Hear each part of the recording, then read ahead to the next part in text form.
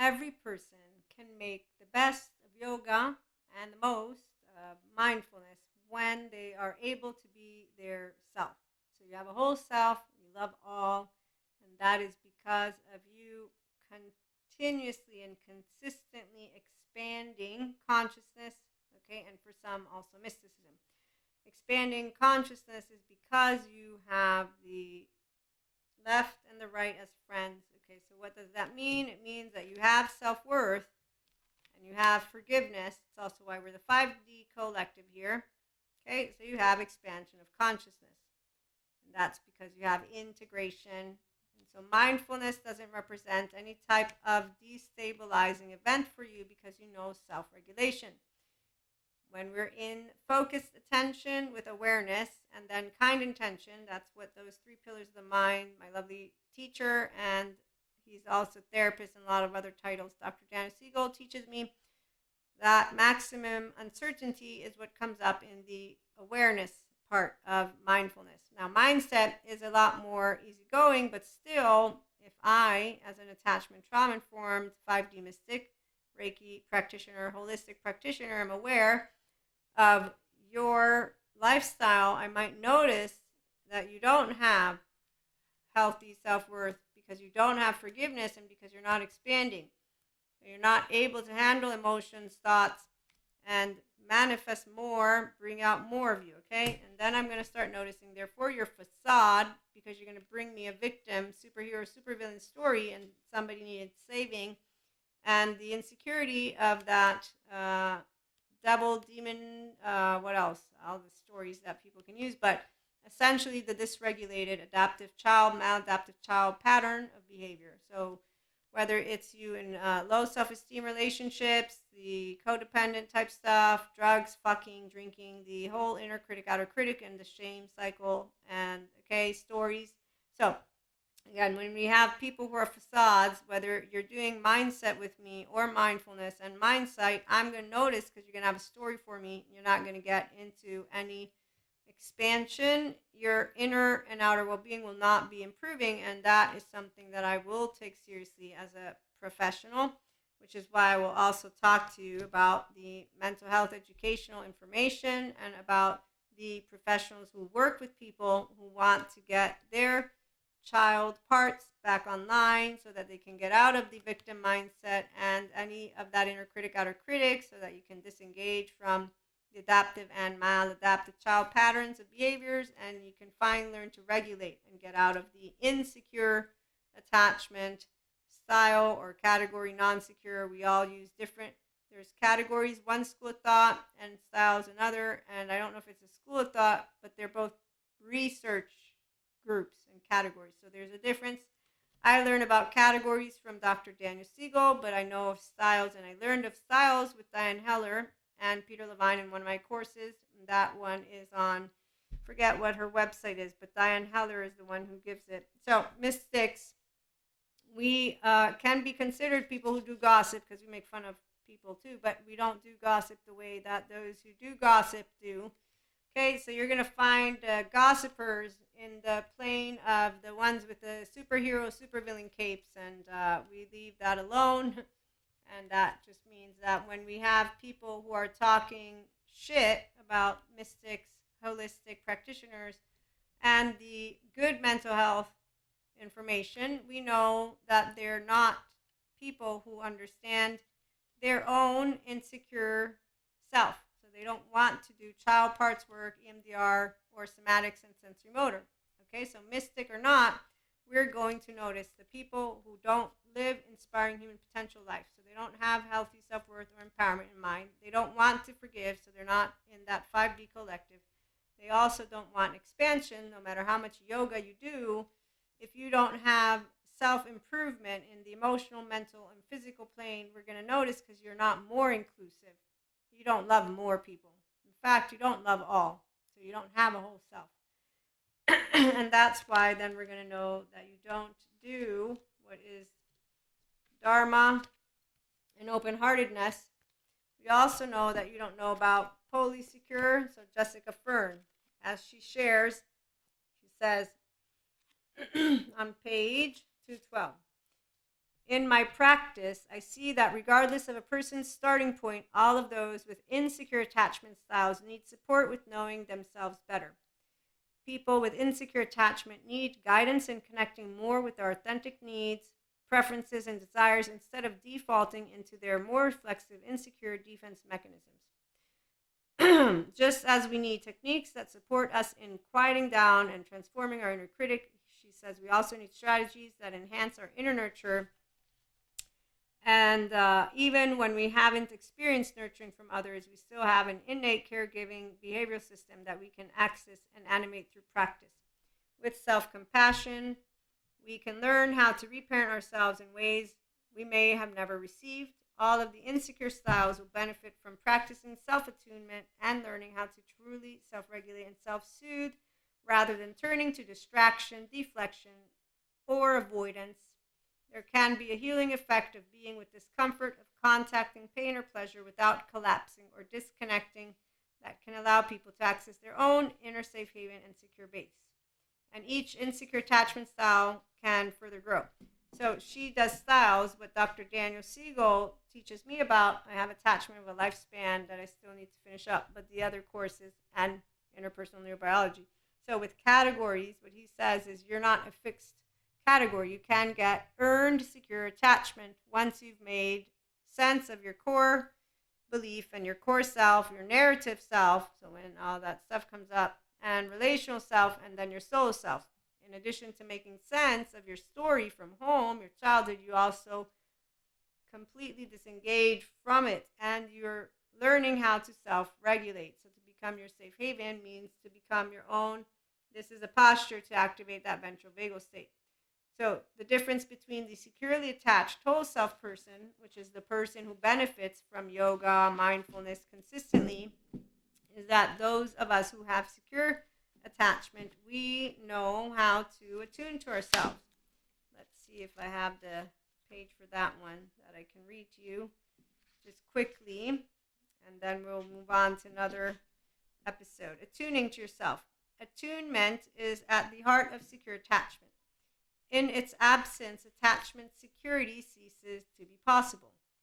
When there are early childhood attachment ruptures, requisite developments in a person's ability to tune into themselves and regulate their inner states can become hindered. Okay, that's why you want to get earned secure attachment. When our childhood needs are not met from the outside and our attachment figures are unable to help us learn how to identify and label our inner experiences in order to make sense of them and soothe ourselves in healthy ways, by the way, because insecure, non-secure attachment categories and or styles, and then we have disorganized attachment category, which there is one of the styles that we'll talk about it. But long story short, in all of those, person doesn't learn healthy self-soothing mechanisms. And that's one part. So you working with non-secure attachment is fundamental to you getting first into good soothing nervous system mechanisms and completely disengaging from pseudo-live business, re-traumatizing business, and anything that is instead in that area of, as she puts, distraction, deflection, and avoidance. Okay? And that's why the mental health practitioners that work with us, mystics and holistic, it's because we care about optimizing every person's inner and outer well-being, so we know that we can come together and collaborate. So spiritual practices, yoga and mindful, are beneficial, but one, when you have a practitioner who's educated, like I am, to spot the signs and say, okay, we have non-secure attachment, we have a not-self here, a whole. We want to accompany this with good therapists, EMDR, child parts work, somatic, sensory motor. Why? Because A, B, C, D, F, G, and the person obviously tends to say yes because they care about their inner and outer well-being, so they're not going to go against their own health, because that's the part. If you're here at IHP, inspiring human potential means you want to be yourself, you want to expand who you are, you want to become more of you, and that's living a life also spirituality, mysticism, of meaning and connection beyond the soul itself. So you care about our herd, about tomorrow, about everything. It's not an agenda of I want to wear a label or a title. And that's why, again, any practitioner who's doing what they do within yoga, mindfulness, and spirituality, mystic or not, holistic or not, mental health or not, they will want to embody more information, not less, and they won't be looking for shortcuts. They will know that it's a long-term game, and it's not a game. It's you healing completely from unhealthy soothing mechanisms first, and then adding to your life. And if you do want, because some people, they finish therapy and say, I don't want to do this, Maria, I want life now. So they don't want to keep using their prefrontal cortex. Like the Zen master with laundry. That's why he has laundry. He's not using mindfulness skills every day when something happens, and when he's dealing with the unknowns, unwanteds, unexpecteds of life. He doesn't say, I can soften my emotion. He continues to feel it's hard. So in awareness, in that second step of the mind, so through mindfulness practices, focus attention, then we go to awareness. That's maximum certainty. He can move into the flow state with kind intention. He doesn't. He says, I have laundry. So he goes to his temporal junction because he's not taking in the information with his prefrontal, saying, okay, I'm looking at something, I have emotions coming up, I can hug myself, I can go soothe in a pleasant way, go have a chit chat with a friend, have a good time. He's using a cliche sentence to talk about something, and the word he chooses makes us know that it's weighing him down. Because otherwise he'd just say, well, emotions exist, it's not laundry, but we have emotional moments, and so we go and share them with those people who enrich each other, and we soothe each other, and there's many different ways it could go down, the explanation, the continuation of the conversation that he was making. So when you are an adult who can struggle with knowing how to feel your own feelings, identify your own needs, and calm down your own body, mind, and heart in a way that is nurturing and is in a caretaking, that's you with a healthy self-worth person, safe haven, secure base, mystic or not, and then you're going to make use of mindfulness, yoga, meditation, all of it, and you're going to keep having fun doing it because it's awesome. It's awesome to feel deeply, and then to create true relationships with healthy self-worth men and women days. So you can also run into considerable relational, okay, this is something different, yeah. So when we are able to tune in and tend to our needs from the inside first, we may still seek outward support, comfort, and guidance from others, like partners, romantic or not, but our fundamental well-being and sense of being okay are not dependent on it. And that's what I can confirm to you. It's why we don't have a saga or a drama with our twin flame or twin flames, because the 5D mystic here, who is your lovely host and content creator and mentor for those of you who will be part of one-to-one mentorship or the masterclass, I don't need you to soothe my nervous system, and you don't need me to soothe yours. We choose to be in each other's lives, okay? So again, it's a matter of relationship. The whole self who loves, we can maximize yoga, mindfulness, and we are spiritual. We expand consciousness and mysticism.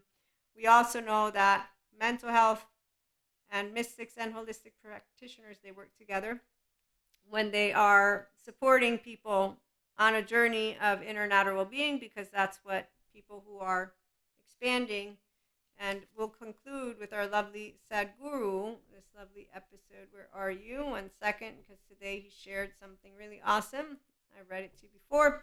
If you move your life from reaction to conscious response, the quality and experience of your life will be entirely determined by you. This is enlightenment. So when you have self-worth, you do forgive, you want to expand, you'll be here for more from me, and you might be here to build also community relationships in our, again, mentorship program. You can write me for the masterclass information. It's going to be a closed number also for one-to-one, and there's a specific set. I haven't decided yet, but we'll talk about it. Like, share, and subscribe. Help our channel grow. That way we can support more people to stop doing business, by the way, and being around the facades. Facades could use the good therapist to get out of their superhero, supervillain capes, and they could use someone to get out of the demon and romanticizing an insecurity bit and the whole gossiping in a way that is of a beneath the neutrality belt. But in the meantime, we can also learn how to be pachas around them, because when we meet any of those who gossip, it's okay. We have fun too. We tease, we laugh. It's because when you have this, you won't notice that they are anything except for people who are making jokes. I mean, I've known them since I was an adolescent. we'll have some fun stories in a little bit. So, welcome to Dharma and open heartedness. I look forward for you all being back again, that lovely angelic frequency, as we expand and we do more. Our 5D ascension energies are about. So, thanks for stopping by. Have a good one.